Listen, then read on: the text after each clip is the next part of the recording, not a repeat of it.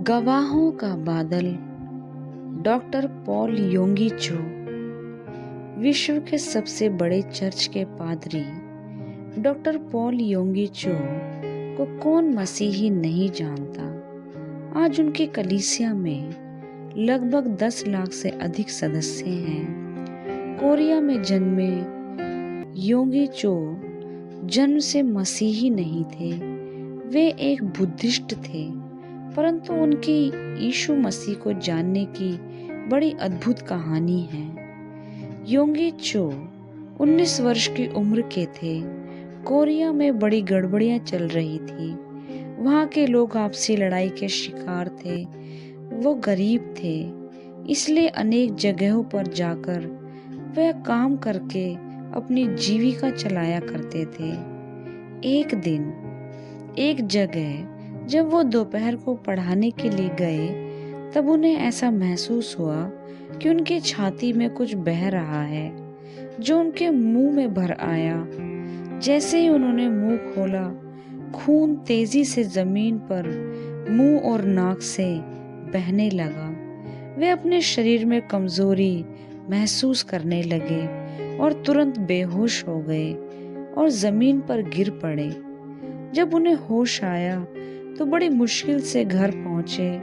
उनकी हालत देखकर उनके माता पिता डर गए और तुरंत उन्हें अस्पताल ले गए। इलाज के लिए उन्होंने अपना सब कुछ बेच दिया। डॉक्टर ने बताया कि उन्हें टीबी हो गया है। जब योंगी चो ने सुना तो उनके मन में जीने का एहसास पहली बार जागृत हुआ। वे अभी जवान ही थे। उन्होंने अपने जीवन के सपने भी ठीक से नहीं देखे थे। वे अभी जीना चाहते थे। उनके मन में भी दूसरों की तरह कुछ करने की इच्छा थी, परंतु अब यह सब समाप्त होने जा रहा था। डॉक्टरों के अनुसार टीबी तेजी से फैल रहा था और डॉक्टरों ने उनसे कह दिया था कि इस रोग को नियंत्रित करना कठिन है। अब तुम्हारे मन में जो भी कुछ आनंद प्राप्त करना शेष है, खा पीकर घूम फिरकर उसे पूरा कर लो। अस्पताल के बाहर जाकर योंगी चो बड़े निराश हो गए, आत्मा में दुखी हो गए। उन्हें नहीं समझ में आ रहा था कि वे 3 महीनों के मेहमान हैं।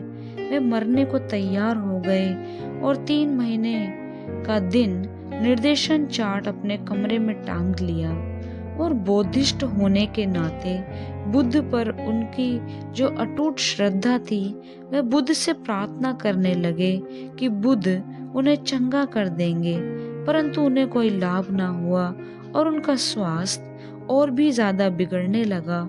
तब उनका बुद्ध पर से भी विश्वास टूट गया और वे एक अनजान परमेश्वर को पुकारने लगे। कुछ दिनों बाद उनके पास एक लड़की आई और आकर प्रभु यीशु के बारे में बातें करने लगी। उस लड़की ने योंगी चो को यीशु के जन्म, क्रूस पर मृत्यु, पुनरुत्थान और अनुग्रह, उद्धार आदि के बारे में बताया, परंतु योंगी चो का मन कठोर था। फिर भी वह लड़की रोज उनके पास आती और उन्हें प्रभु यीशु मसीह के बारे में बताती। इस तरह वह लड़की योंगी चो के पास 1 सप्ताह तक आती रही और अंत में योंगी चो ने तंग आकर उस लड़की को डांट दिया। फिर भी उस लड़की ने अपने घुटनों पर आकर योंगी चो के लिए प्रार्थना की। वह रोने लगी कि प्रार्थना में दिखावा नहीं था। वह जैसा कह रही थी वैसा ही वह थी।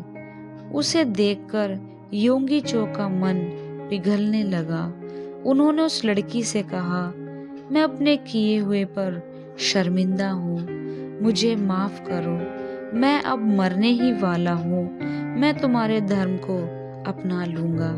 वह लड़की बहुत खुश हो गई और अपनी बाइबल योंगी चो को दे दी और उनसे पढ़ने का आग्रह किया और मार्गदर्शन करते हुए मत्ती की पुस्तक से पढ़ने को कहा। योंगी चो ने पढ़ना प्रारंभ किया।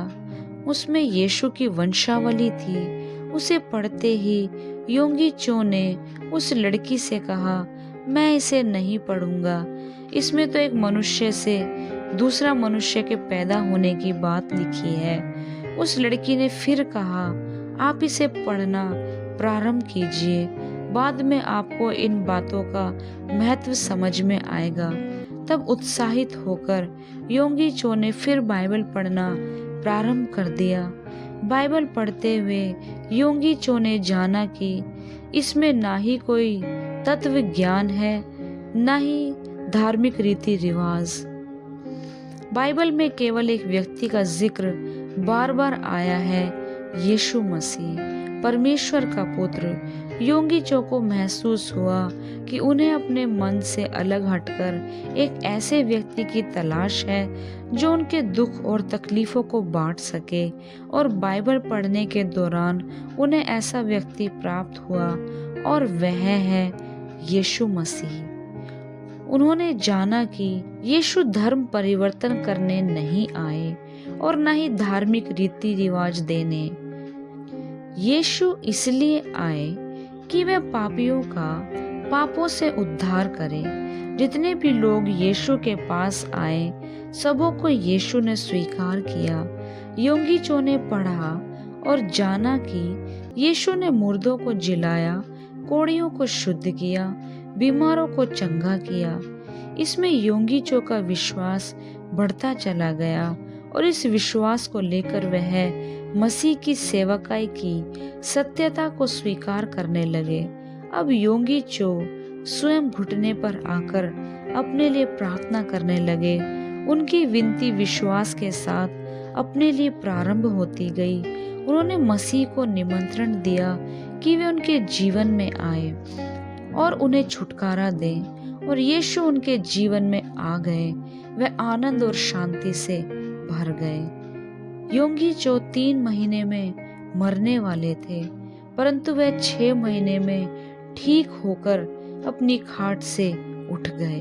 अब योंगी चो अपने विश्वास से जीवित हो गए और पॉल योंगी चो बन गए। यीशु का अद्भुत आश्चर्य कर्म। अब पॉल सेवकाई के क्षेत्र में प्रवेश कर गए और अब वह पहले से भी ज्यादा आर्थिक कंगाली में आ गए, परंतु यीशु उन्हें कोरिया का सबसे बड़े पास्टर बनाने जा रहा था।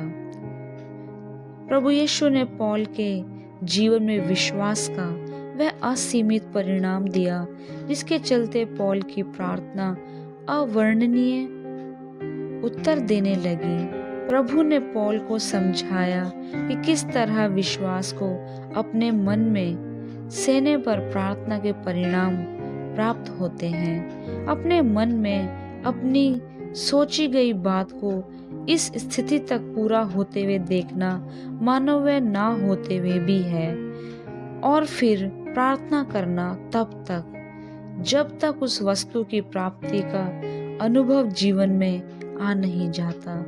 पॉल योंगी चो ने विश्व में इस विश्वास के नियम को सिखाया है। पॉल को परमेश्वर ने प्रार्थना करना सिखाया और पॉल की मंडली में सदस्य बढ़ने लगे। जगह की कमी थी। परमेश्वर ने उनसे कहा 10,000 लोगों के बैठने के लिए चर्च बना।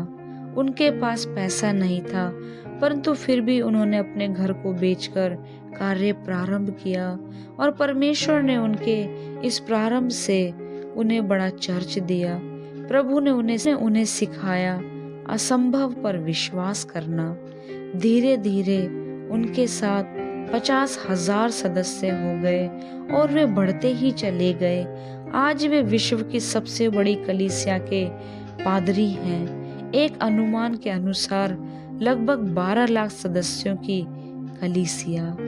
डॉक्टर पॉल योंगी चो ने विश्व के कई देशों में प्रचार की यात्राएं की और वे संसार भर में विश्वास के नियम को सिखा चुके हैं। उनके द्वारा लिखी गई पुस्तक 4 डायमेंशन हिंदी में विश्व की अद्भुत रेखा विश्व प्रसिद्ध है।